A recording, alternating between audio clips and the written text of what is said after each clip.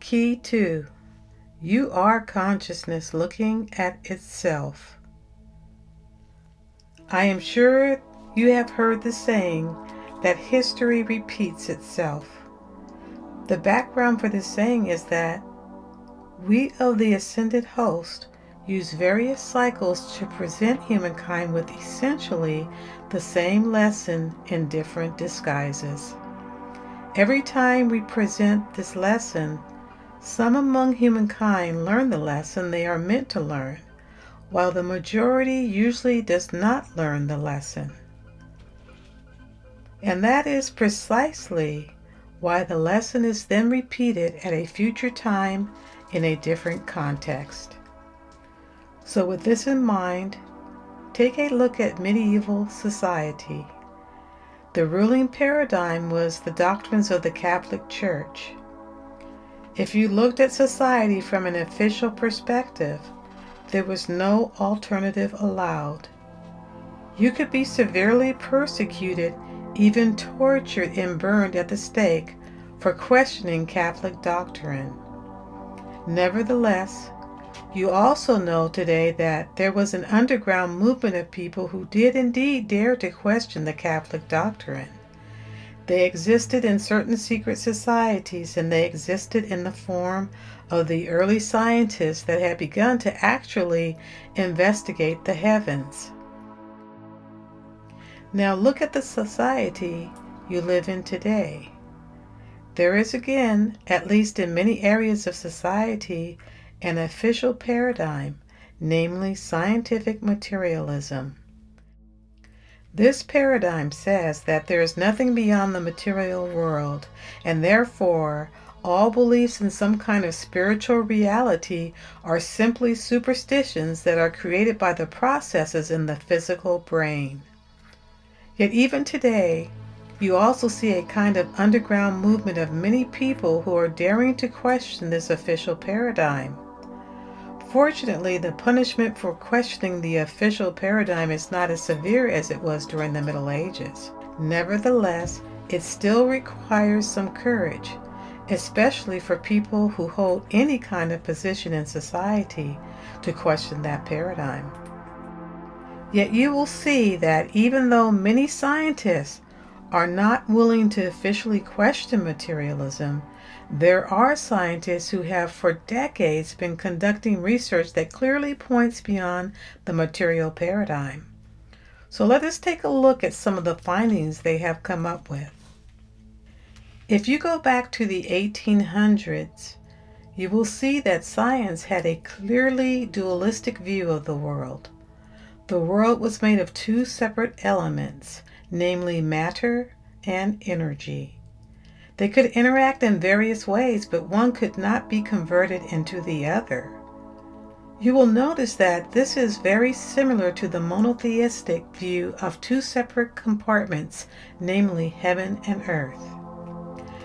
Then in 1905, Albert Einstein created the first serious challenge to this dualistic worldview. His theory of relativity essentially says that matter does not exist because everything is made from energy. What most people have not understood is that, beginning in 1905, the official materialistic paradigm has essentially been shattered. This again is very similar to what you saw in the Middle Ages, when Galileo, Copernicus, and Kepler started publicizing their findings that the Earth could not be the center of the universe. The official Catholic paradigm was effectively shattered. Yet because so many people would not abandon the Catholic faith, the Church still survived and maintained a grip on society for a long time after these initial discoveries. And of course, even today, the Church has a strong hold of the minds of millions of people around the world. Nevertheless, can you see that when Albert Einstein published his simple formula E = mc², Then materialism began to crumble? The reason why this happened is that Einstein proved that matter is simply a construct of the human mind and the human senses. The dualistic paradigm of a division between matter and energy is clearly born from the physical senses, which are designed to detect only the energy vibrations that make up the physical matter. And thus, to the senses, matter seems real. However, there is a reason for this. As a simple example, you might have seen movies of an airplane propeller, which seen from a certain distance seems to spin so quickly that it forms a solid disk. Yet if you take the movie and slow it down, then you become able to see the movements of the individual propeller blades, and then your eyes can see that there is indeed space between the blades. And so, it is simply a rotating propeller and not a solid disk.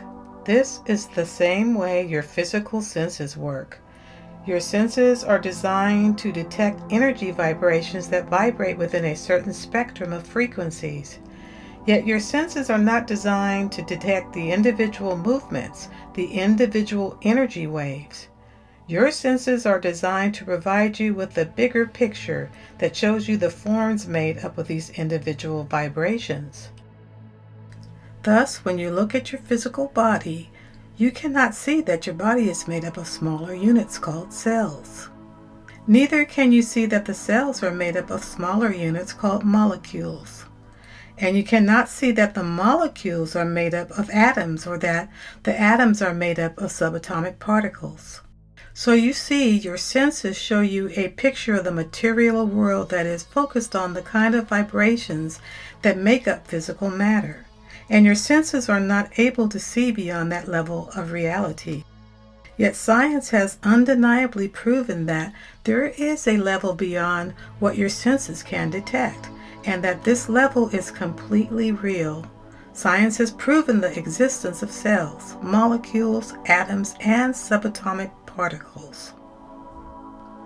Yet when you take Einstein's finding that everything is made from energy, you will, if you apply simple logic, see that this has shattered the materialistic paradigm. The reason is very simple. If everything is energy, and if everything is vibration, then is there really any limit to what kind of vibrations can exist?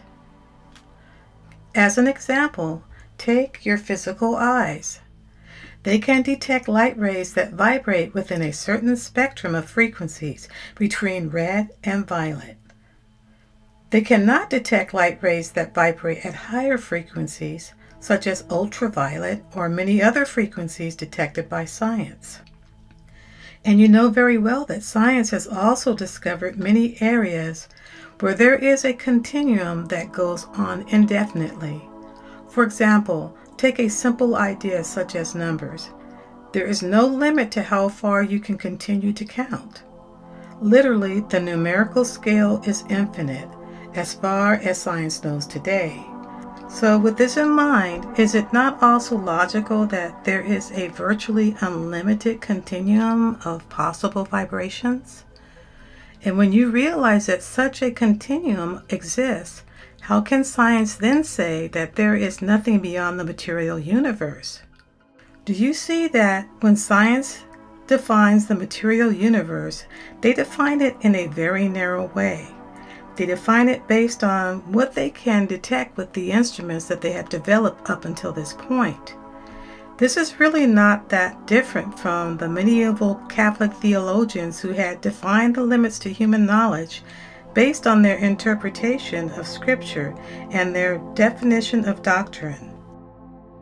Can you see that what materialists have done is to simply artificially create a barrier, a boundary, and then they have said that human curiosity is not allowed to go beyond it. And this is exactly what medieval theologians have done.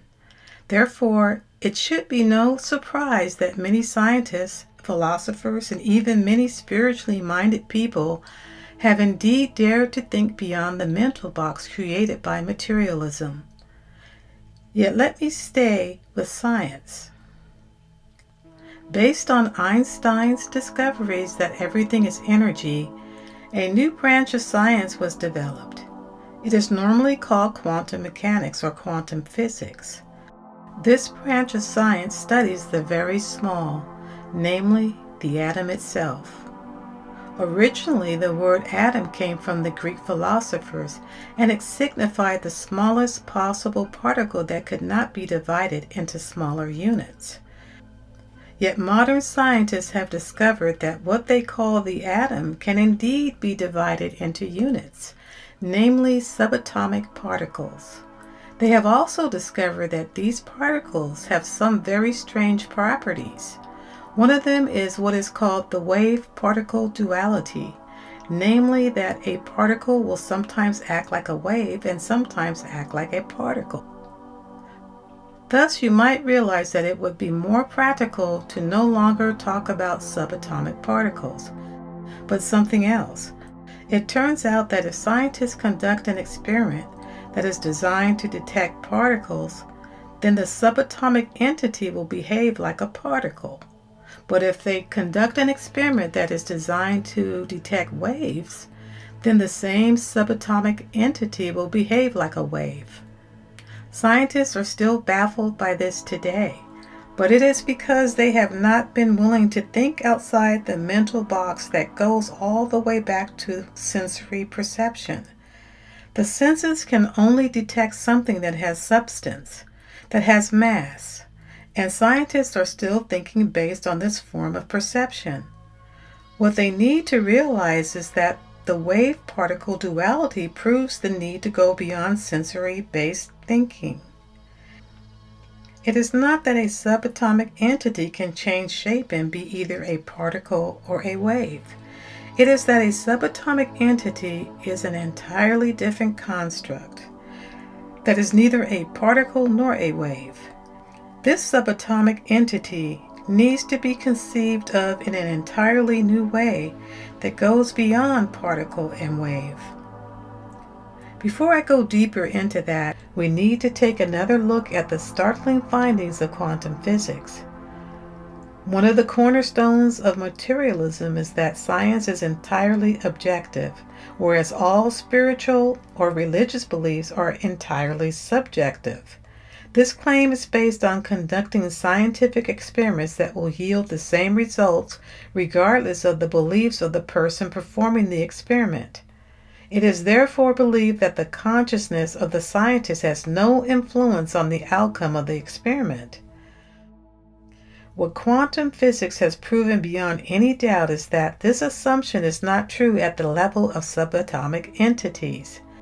When a scientist studies a subatomic entity, then it is inevitable that the consciousness of the scientist will influence the outcome of the experiment.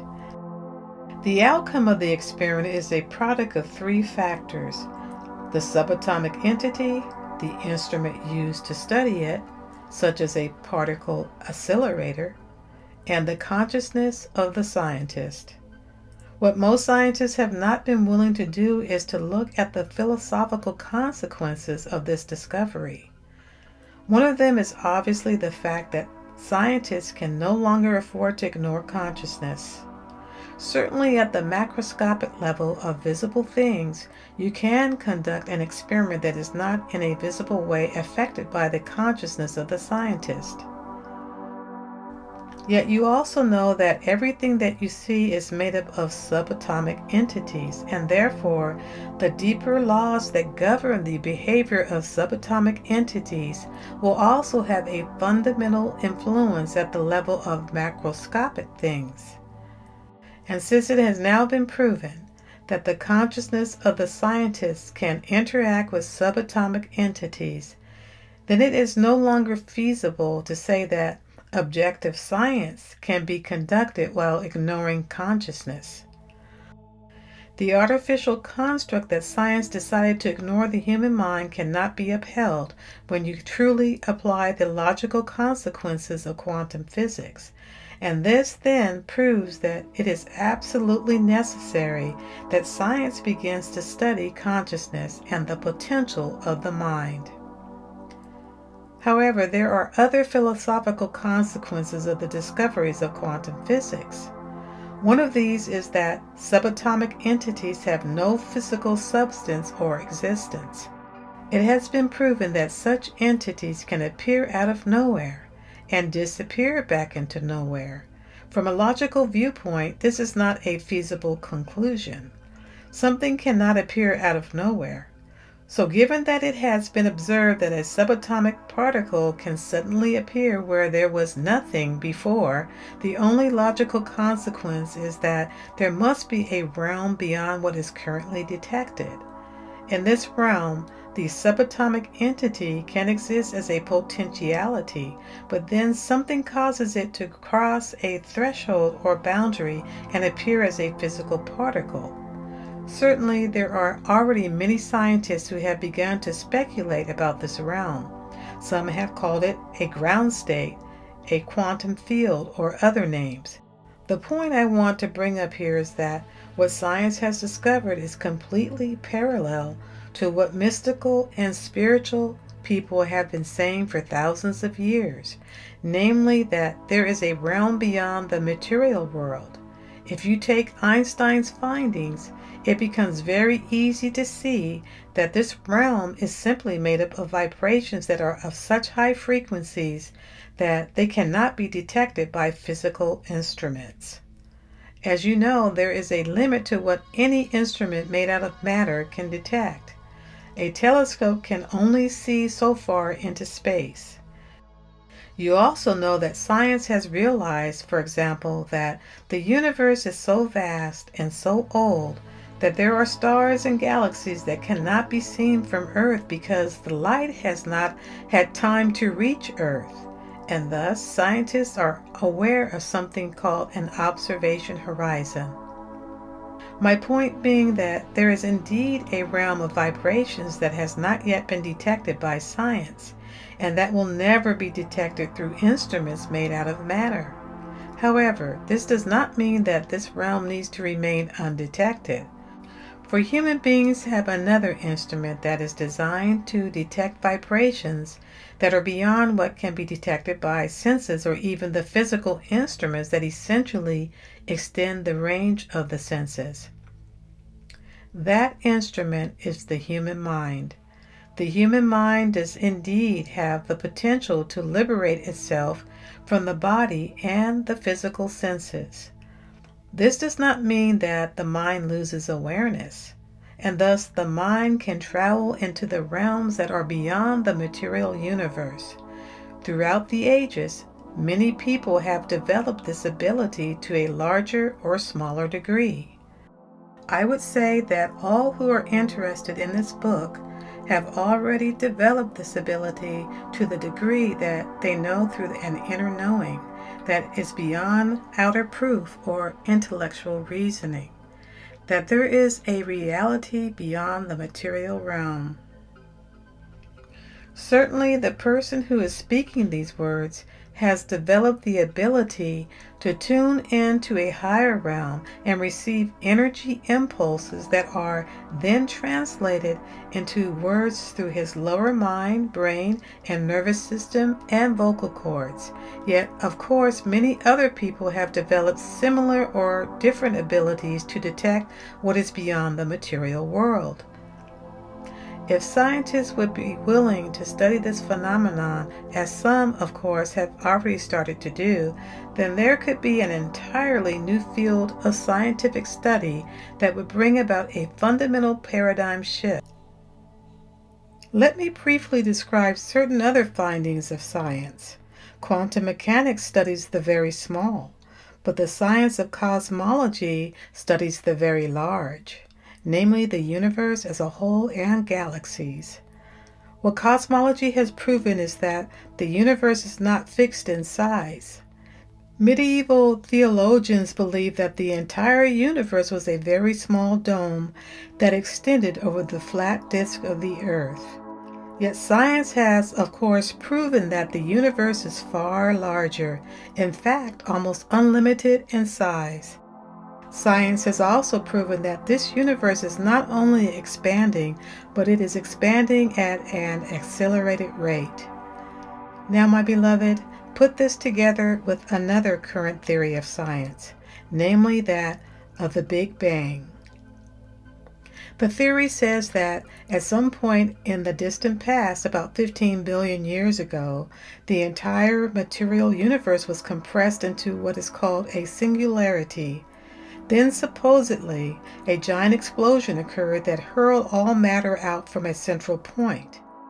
This matter then gradually began to form various particles that organized themselves into atoms and molecules, and gradually, through a completely mindless evolutionary process, formed the incredibly vast and complex universe you see today. Scientists believe that this happened according to certain laws of nature, one of which is the first law of thermodynamics, which says that energy is always conserved. In other words, the total amount of energy that is available to the current universe was released in the Big Bang. No energy has been added to the universe since the Big Bang. Now, my beloved, if it is really true that no energy has been added to the universe since the Big Bang 15 billion years ago, how can you then explain that the universe is expanding at an accelerating rate? What drives this acceleration? According to science, everything must be driven by energy. Yet if the total amount of energy available was released in the Big Bang, does it not stand to reason that the universe should be gradually running out of energy that is available for expansion? If you take a bullet being fired by a gun, then all the energy available to drive that bullet is released in the initial explosion. And as the bullet travels away from the gun, it will gradually lose energy and therefore eventually fall to the ground. So if all of the energy available for the expansion of the universe had been released in the Big Bang, then it should not be possible that the universe could be expanding at an accelerated rate. The acceleration should have slowed down, and the universe should have started contracting. There is, of course, a way to explain this, and it is to take a look at what science has already discovered about the Big Bang. Scientists are aware that in the first milliseconds after the Big Bang, the laws of physics, the laws of nature that you see today, did not exist. They had broken down. This means many things that scientists have not yet fully understood, but what it truly means is that the singularity that preceded the Big Bang could not have been part of the material universe that you see today. There literally was no material universe before the Big Bang. There was no time, there was no space, there was no matter, there was no energy. There truly was nothing before the Big Bang that has any resemblance to what you see in the universe today. So what then did exist before the Big Bang? This is a question that scientists cannot currently explain. Yet there is a logical explanation, but only if you are willing to go beyond materialism. The logical explanation is that before the Big Bang, there was no physical material universe, but this does not mean that there was nothing. There was no thing, but there was not nothing. Because what existed before the Big Bang was a realm of frequencies that is beyond any of the frequencies used to construct the material universe. This level of frequencies is what I would like to call the spiritual realm. In this realm, you find conscious, self-aware beings who have existed for a much longer time span than the material universe. This is not inconsistent with the consequences of quantum physics and cosmology. What the quantum physics has proven is a clear connection between the human consciousness, the human mind, and the very basic building blocks of the material universe. Today, you live in what is called an information society, but there are scientists who have begun to speculate that you actually live in an information universe. I have talked about a subatomic entity that can take on the form of a particle or wave. Yet what determines what form this entity will take on? What tells the entity to take on the form of a wave instead of a particle? Well, when you begin to ponder these questions, you see that what Einstein did was to take one step towards a deeper understanding of reality. When you look at the world through the perception of the physical senses, you see a world made out of solid matter, and this matter appears very real to the senses. Yet, when you go to the even deeper level of perceiving at the level of quantum physics, then you see that the world is not truly made out of energy. The world is made out of information. Yet it does not end there. There is an even deeper level of perception. For what, my beloved, is information? Does information have an existence independently of consciousness? There are, of course, many people who will immediately say that information can exist on its own. For example, they will say that the libraries of the world contain billions of books that store information. They will say that the world has millions of computers that store vast amounts of information on their hard drives and servers. Yet does a computer truly store information, or does it simply store data? Does a book store information, or does it simply store letters and numbers? Does the computer know what is stored on its hard drive? Does a book know what is stored on its pages? You see my point? Do you not? What is in a book is not information, any more or any less than what is in a rock or a galaxy. One of the old Greek philosophers named Pythagoras said that everything is numbers. He might as well have said that everything is information. What scientists have already proven is that there is information encoded in everything, and what scientists are attempting to achieve is to decode the information in nature so they can understand why nature works the way it does and why it takes on the form that it does. This is the entire purpose of science, to decode the information that is stored in nature. Yet what is it that scientists are using in their attempts to decode this information? You might say they are using scientific instruments, but does a telescope really reveal information about a distant star? Or does the light rays passed on by the telescope become information only when they enter and are processed in a conscious mind? When you open up your computer and the computer displays data on the screen, even the data on the screen is not information. It only becomes information when it enters your mind and is processed there, by you attaching some meaning to what is otherwise meaningless data. Do you not see, my beloved, that what I have previously called curiosity is the desire for meaning, the desire to find patterns and meaning in everything you see around you in the material universe? This is humankind's oldest quest. But where does this quest come from? Where does the quest take place?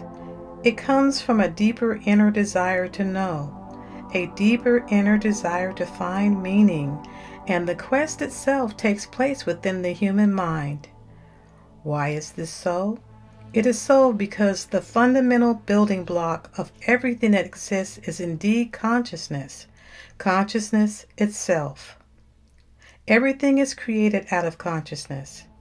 And what you experience in yourself as the drive to know and understand is consciousness longing to experience itself through you.